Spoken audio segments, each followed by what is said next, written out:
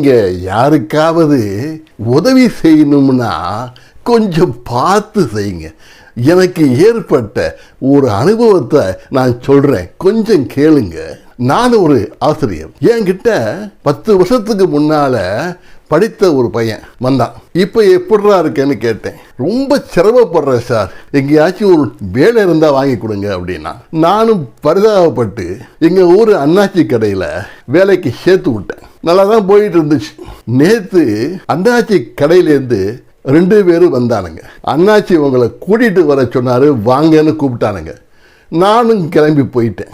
அண்ணாச்சி என்னை பார்த்துட்டு பேசவே இல்லைங்க. ஒரு முறை முறைச்சிட்டு கடை ஆளுங்கள்கிட்ட வாத்தியாரை கொண்டு போய் அந்த மிளகாய் கிடவுல உட்காரவீங்கன்னு சொல்லிவிட்டாரு. அவங்களும் என்னை கூட்டு போயிட்டானுங்க. அந்த மிளகாய் கிடவுல நெடி தாங்க முடியல, என்னால் உட்காரவே முடியல.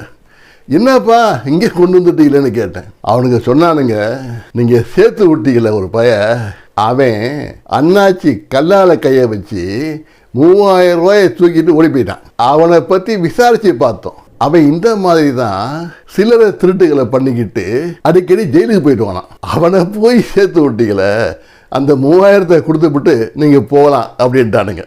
ஏதோ பரிதாபப்பட்டு என்கிட்ட படிச்ச பையன்னு தான் உதவியை செஞ்சேன். இப்போ நான் செஞ்ச உதவியே எனக்கு ஆப்பு வச்சு விட்டுருச்சு பார்த்தீங்களா.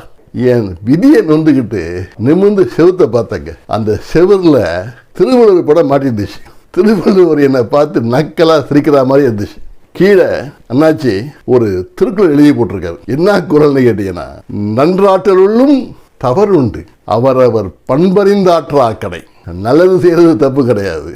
நீங்க நல்லது செய்யணும்னு நினைக்கிறவன் நல்லவனா கெட்டவனா, அவனுடைய வழக்கங்கள் என்ன, எப்படிப்பட்டவன், இதெல்லாம் தெரிஞ்சுக்கிட்டு செய்யணும். அப்படி தெரியாம செஞ்சீங்கன்னா நீங்க செஞ்ச நன்மையே உங்களுக்கு தீமையா முடிஞ்சு போயிருங்கிறாரு திருவள்ளுவர்.